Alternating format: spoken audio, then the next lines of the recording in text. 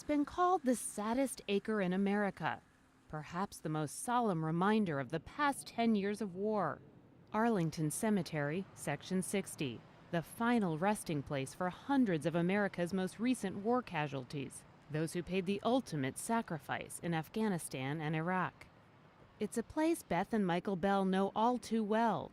Their son, Lance Corporal Nicholas Curvin, was laid to rest here in May of 2005. Nicholas was 17 and a college-bound senior in high school when the September 11th attacks changed everything. In the middle of October, he told us that he had decided to put college on hold for 4 years, that he wanted to serve his country.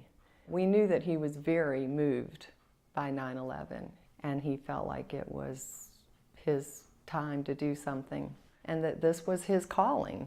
His calling was to become a Marine, but because Nicholas was only 17, he needed Beth's signed permission to enlist. It was very difficult, because I was the one that had to put my name on that paper that was going to send my son to war. In November of 2004, Nicholas and his unit were deployed to Afghanistan.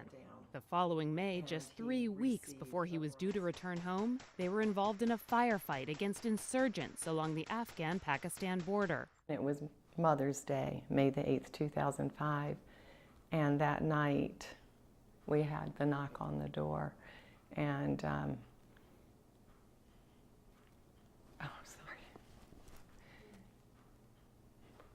I did not hear the doorbell, but as soon as I heard her scream, I knew immediately what it was, and I came running up here, and I saw the two uniformed Marines at the front door.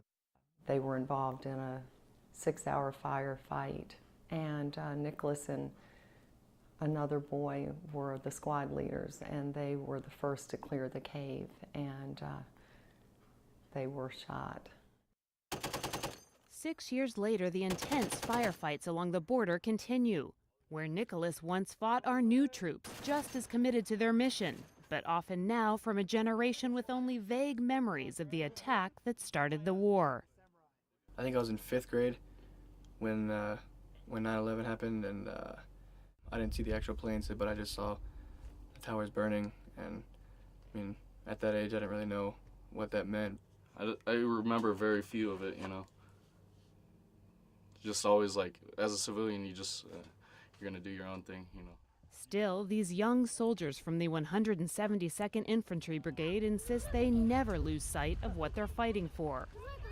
Everyone understands what Afghanistan was and why we came here. But back at home, Beth and Michael Bell worry that as the years have passed on, so has public interest and awareness of the war. You look at how the country came together after 9/11, and everyone was so proud to be an American. And then all of a sudden, the flags came down and people went on with their lives, and they forget.